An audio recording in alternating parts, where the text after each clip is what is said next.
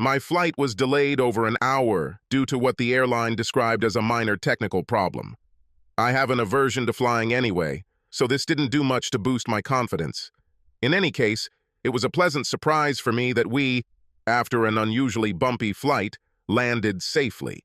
With a sigh of relief, I walked out of the terminal building into the hot Florida afternoon and eventually got into the large air-conditioned limousine that was waiting for me.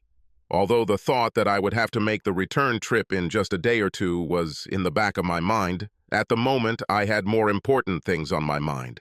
I was very nervous again as I got out of the car outside the hotel. I was in an unfamiliar city, in a country that I had only seen in movies and on TV. Unfortunately, mostly in crime series, not the programs that give you confidence in your safety when visiting these places, especially if, like me, you don't travel much. Anyway, when I got out of the car, I was somewhat relieved to find that Paul and Della immediately recognized me and started talking to me. "Hey, Mike, we weren't sure you'd make it on time. We will take your luggage and send you to your room." "Now you better go, she's waiting in the lobby," Della said.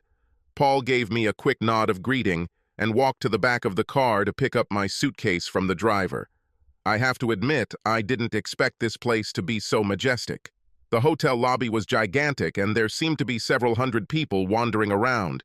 In reality, there were probably no more than 30 or 40. How the hell do they expect me to find a woman I've never seen in my life? God only knows. I was asking myself when suddenly an extremely attractive woman appeared in front of me, dressed in a small red, obviously designer, cocktail dress and holding a matching clutch in her left hand. "Mike?" she asked with a charming smile. Yes, Holly?" I stammered in response, somewhat stunned by her unexpected beauty. Under the circumstances, Holly was not at all what I expected. Holly smiled again, but surprised me even more by hugging me and kissing me on the cheek. After getting over the initial shock, I mustered all my courage and responded in kind. "Sorry, it must be an English thing. We don't usually hug women we've never met before." Although by that time, Holly and I had been corresponding by email for several months and talked to each other on the phone more than once in preparation for this little meeting. I didn't really know what to expect. "Did you fly well?" she asked. "No, Holly, I don't need any more flights," I answered, then explained. "Several years ago, I was involved in a very difficult landing. In fact, it was not far from the accident. The plane was a real mess, but I think the local scrap metal dealers were happy. If anything, it kind of undermined my confidence in air transport. If I had known that such a beautiful lady would meet me here and be lucky enough to spend the whole evening with her, then perhaps the flight would not have been so bad." "Thank you. I am very flattered that such a handsome gentleman gives me such a compliment." "It's not flattery, Holly. In fact, I find you so beautiful that I have to wonder how we ended up in this situation in the first place. I don't know if it was embarrassment or nervousness that made me sway like that. Looking back, I had never normally talked to or flirted with a woman the way I did with Holly over the next 2 hours. Mind you, looking back at what I actually said, I have to admit that most of the time I was talking absolute nonsense. My mother always said that beauty is in the eye of the beholder. "Perhaps some people's eyes don't see what others see," Holly replied. "Sorry, but I've found the last few months very depressing, except for our correspondence." Holly smiled. "I thought this whole story would really upset you." "Oh, don't think so, Holly. It was only at the very beginning. But then I got to enjoy our little emails and chats, and it became so necessary that I actually looked forward to it. To be honest, for several weeks now, I have been looking forward to coming here and meeting in person. Holly," I looked her up and down, "if I knew how beautiful you are, well, it's just a damn surprise. I still can't understand why you chose me." "And who better than 34-year-old Mike Crosby, married to Avril?" Holly grimaced.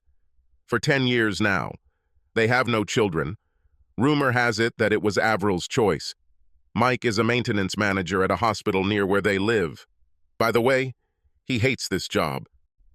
"God, how meticulous you are!" I exclaimed. "No, not me, Mike, but the people I hire.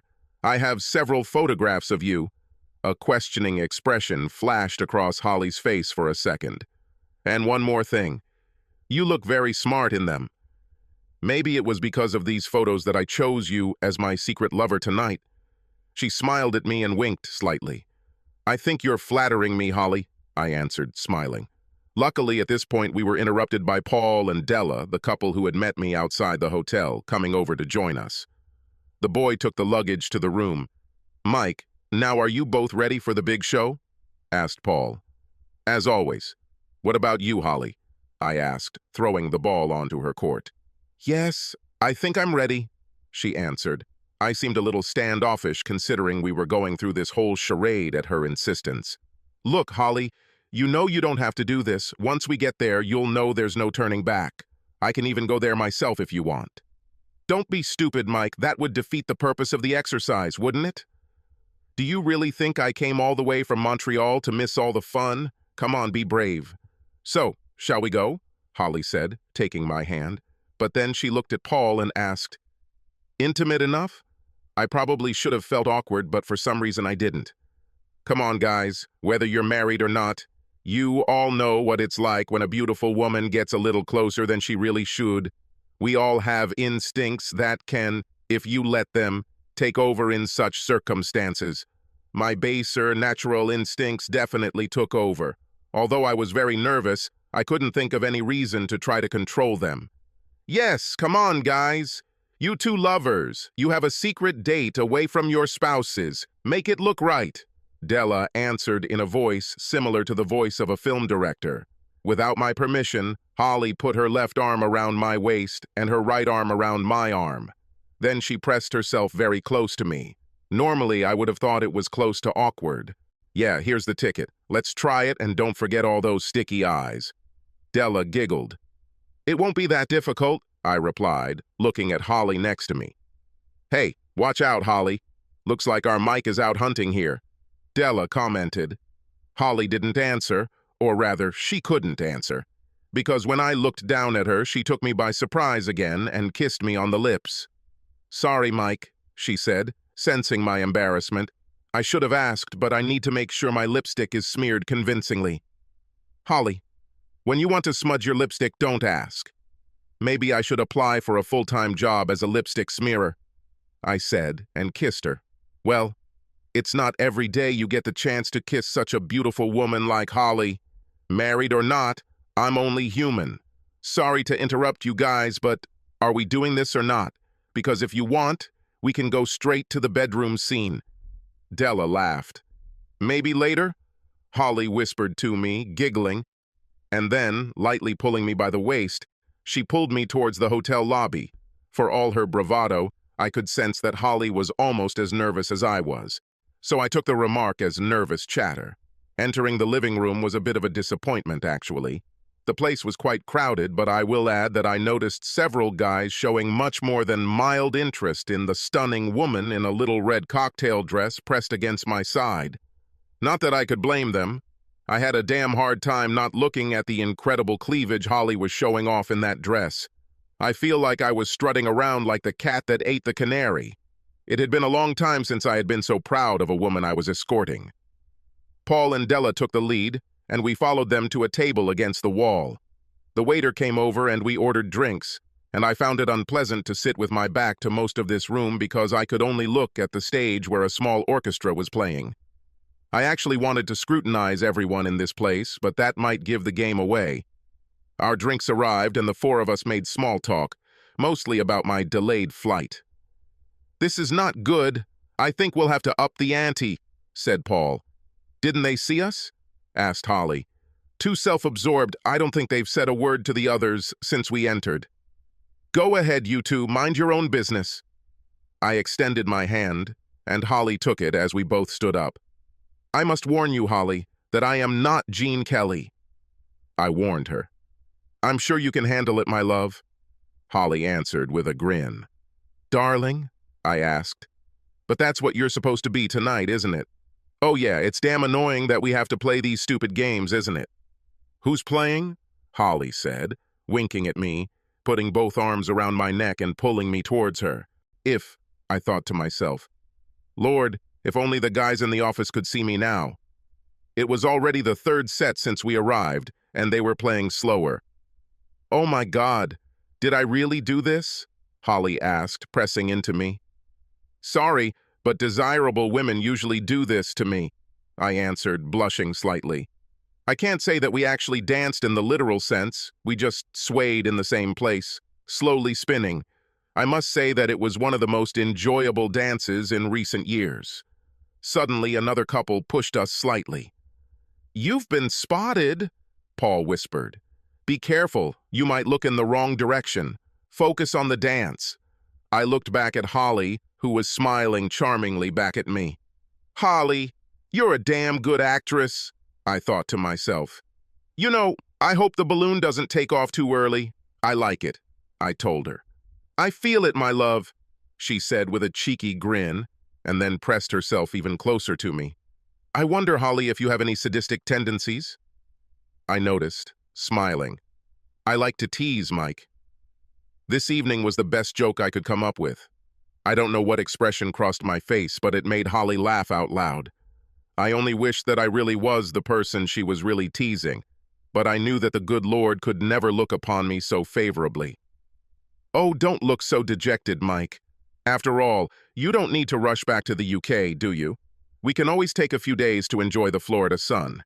Now that we've been noticed, let's make it look really good. The next thing I know, Holly's head is on my shoulder, and she's chewing on my neck and earlobe. Hey, take it easy, girl, or I'll have an accident, I warned. Holly giggled in response and, more importantly, did not stop her manipulations. She doubled them, for that matter. Much to my relief, the band's performance ended before I lost control, and we returned to our table. Holly walked, holding my hand and dragging me along. As we got closer, Paul motioned for us to sit down, but his eyes were glued to something that was happening on the other side of the room. That's right. He's already on his way. When he comes, you can stand and argue with him, but don't lay a hand on him, Mike. We can handle anything rough. That's what we get paid for, Paul said, leaning forward. She goes? I asked.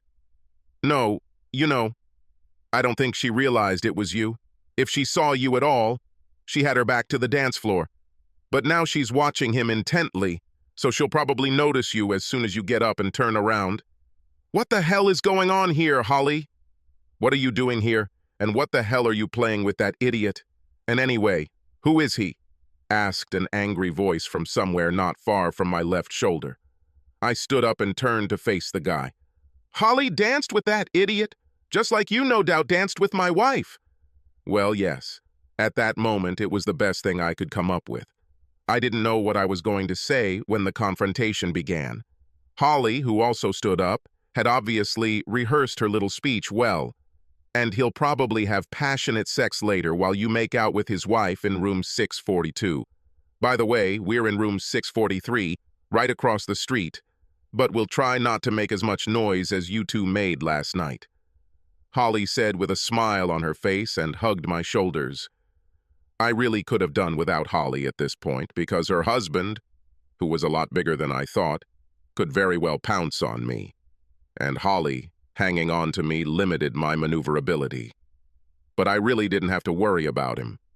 Avril's appearance on stage, I guess after she noticed me as soon as I stood up, was much more exciting. To be honest, Avril came out of nowhere and hit me in the forehead, obviously while running. Essentially knocking Holly's husband off his feet, she pushed him out of the way. In a way, it was convenient because it took away some momentum from Avril. Holly's husband lay down on some poor woman's lap before falling to the floor. Note that I didn't see this. I was lying on the floor myself, looking at my very angry wife. I think falling to the floor shook Avril a little, as it did me. Anyway, she ended up laying on top of me, looking at my face.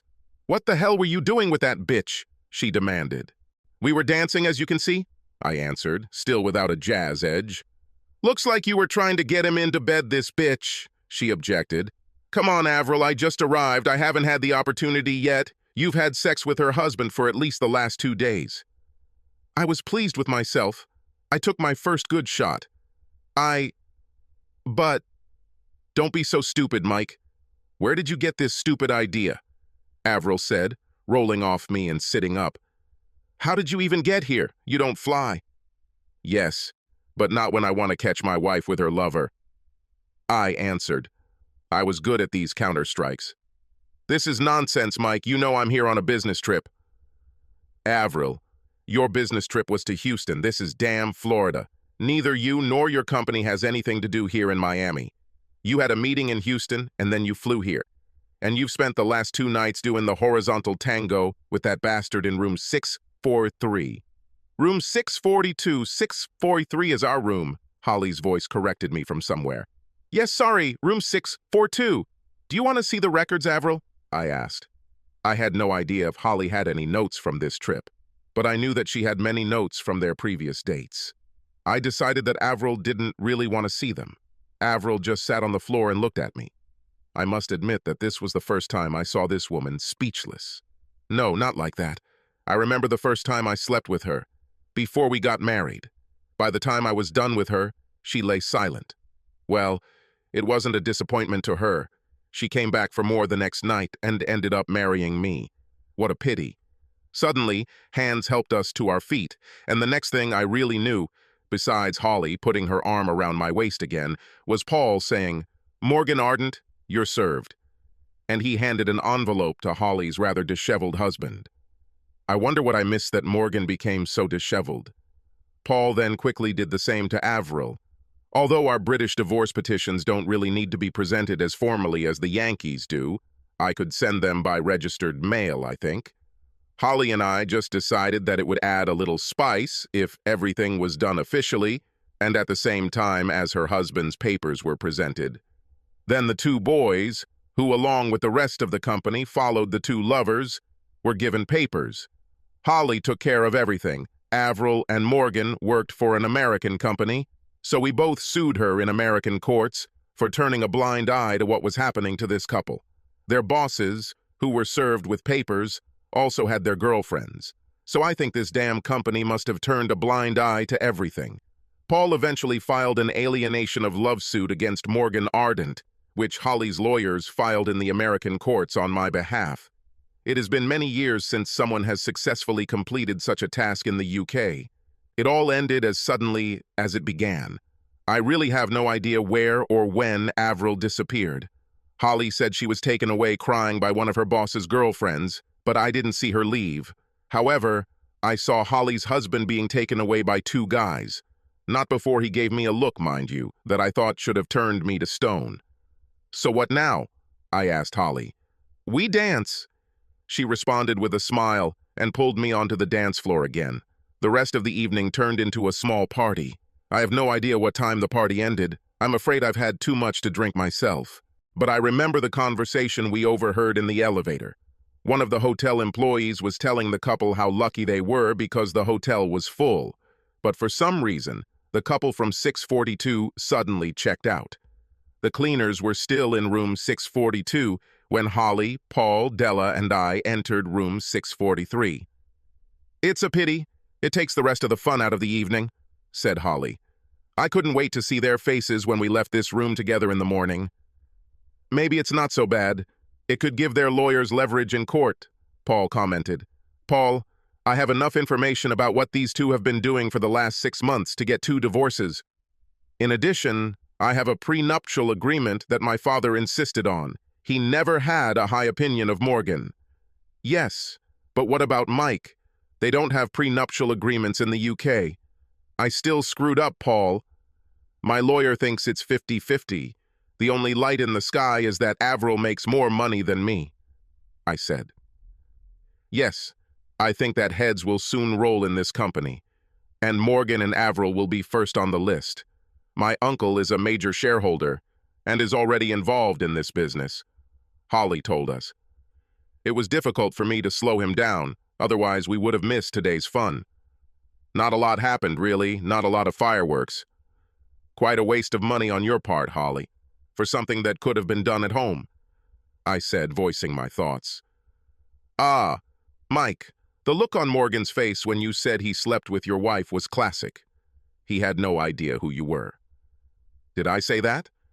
No, not in those words. You are too much of a gentleman. But I did it.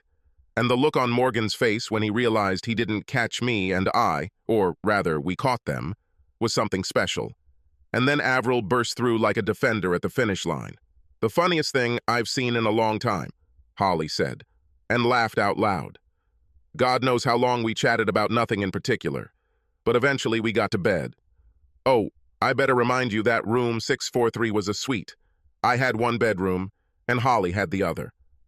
When we went to bed, Paul and Della were sitting in the living room. When we got up in the morning, they were sitting there.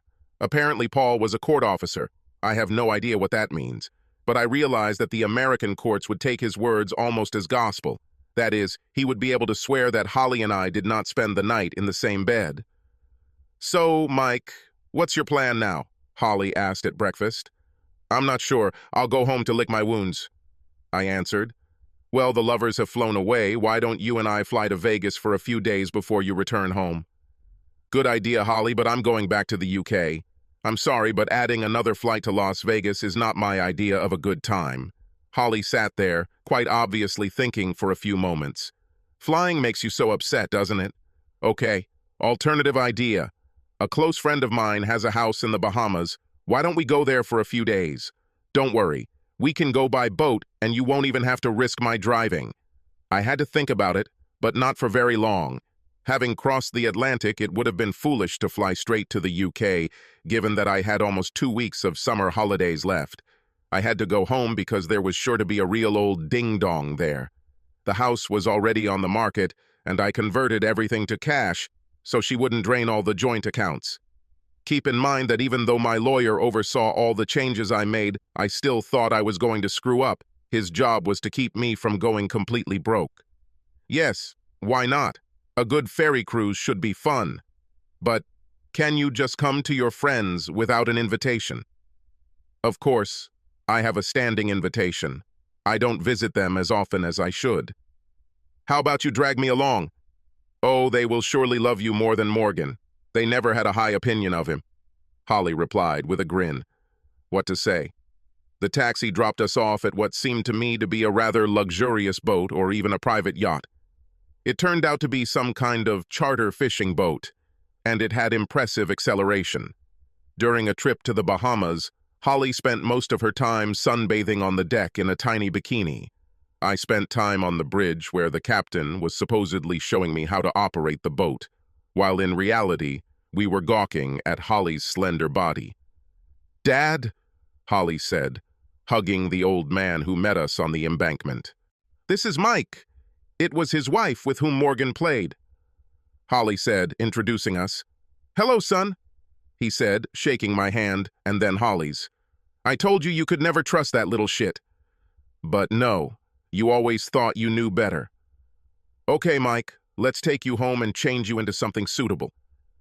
I realized that my business suit was not considered appropriate attire for the Bahamas.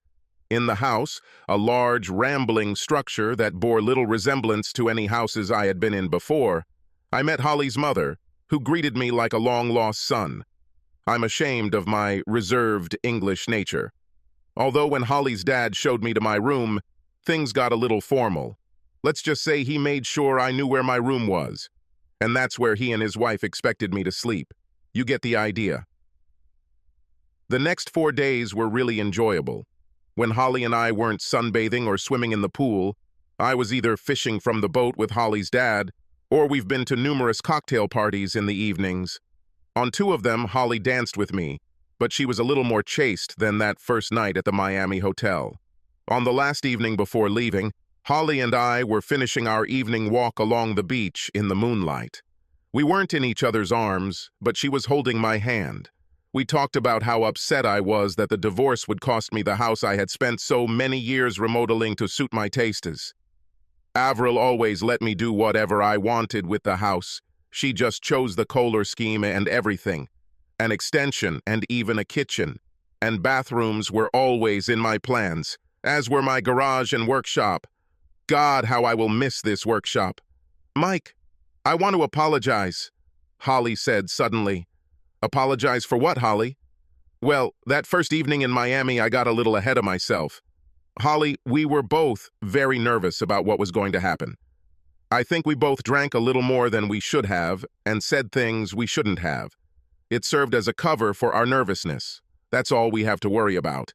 I know, but I wouldn't want you to think that I would flirt with someone like that. Damn, don't be stupid, girl. I understand everything perfectly. I have to apologize. I really didn't control myself as much as I should have.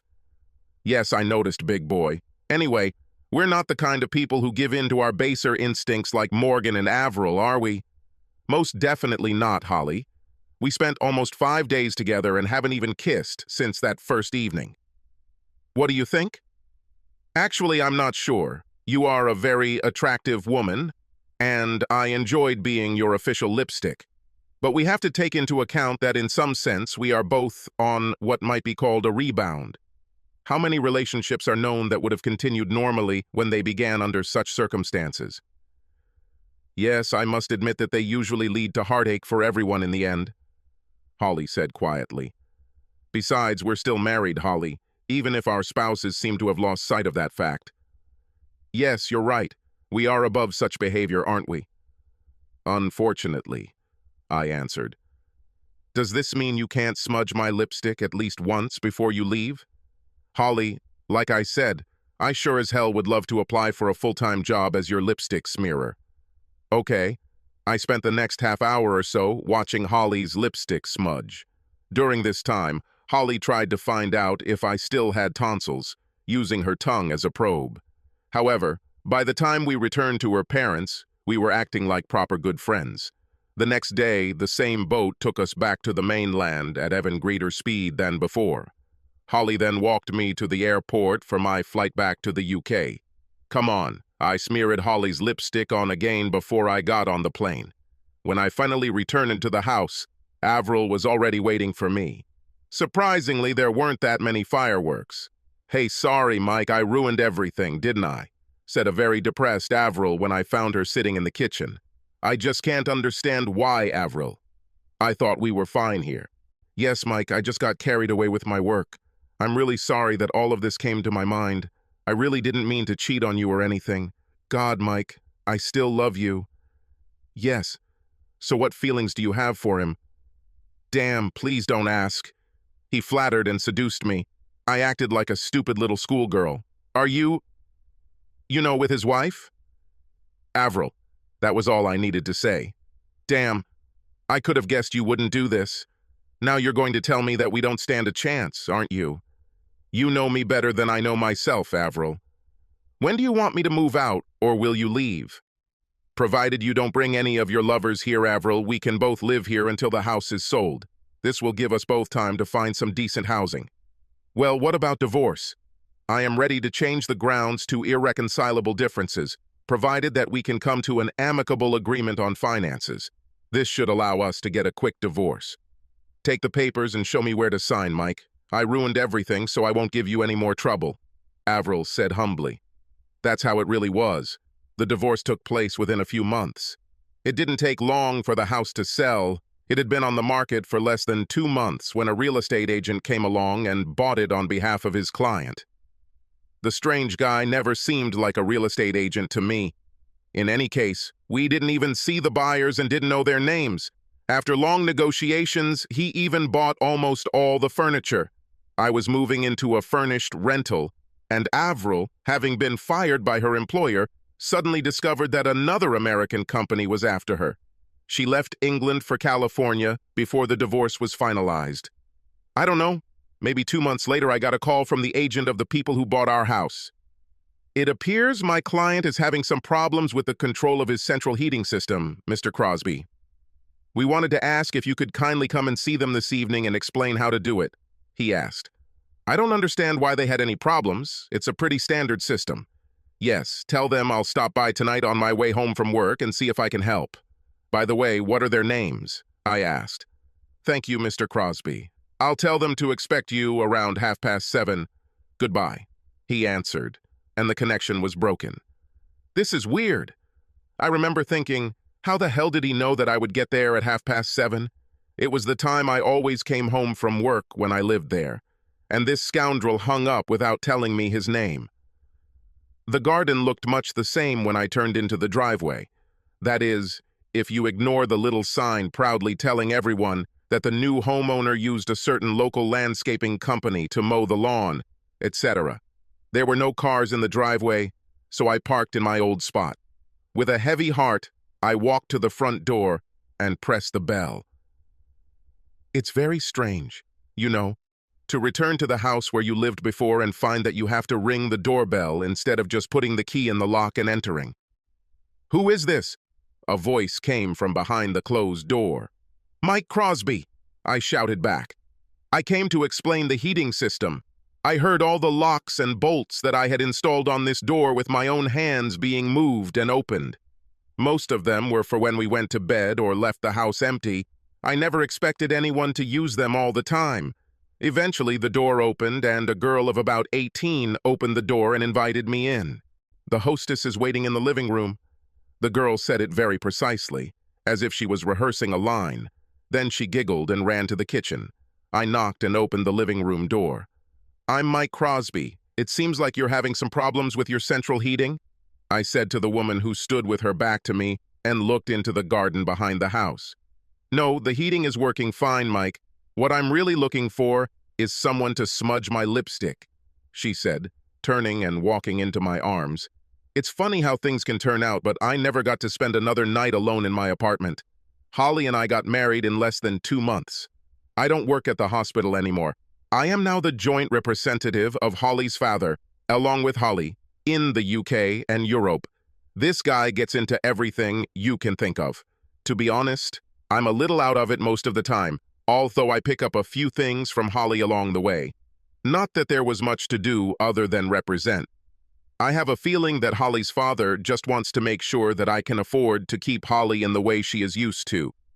Anyway, in a few months, Holly will have to stop chasing me around Europe. Well, you can't drag a child around with you, can you? No, I still won't fly if I can help it.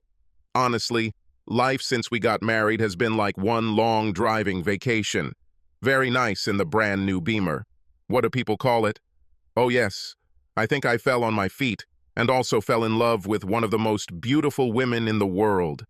Most of the nights we go away, we spend in luxury hotels. I realized that the nights were more tiring than driving, as I discovered that Holly was sometimes insatiable. God only knows how Morgan found the strength to fight Avril. But Holly insists that I'm much better than Morgan in this regard. Perhaps he never gave Holly, and her needs, as much attention as she deserved. Mind you, sometimes I think my new wife has a really twisted sense of humor. One morning I was coming out of our closet at home and saw Holly saying, "Thank you," photographs she hid in one of her dresser drawers. Then she looked very embarrassed when she realized that I had seen her. Of course, I asked who was in the photo.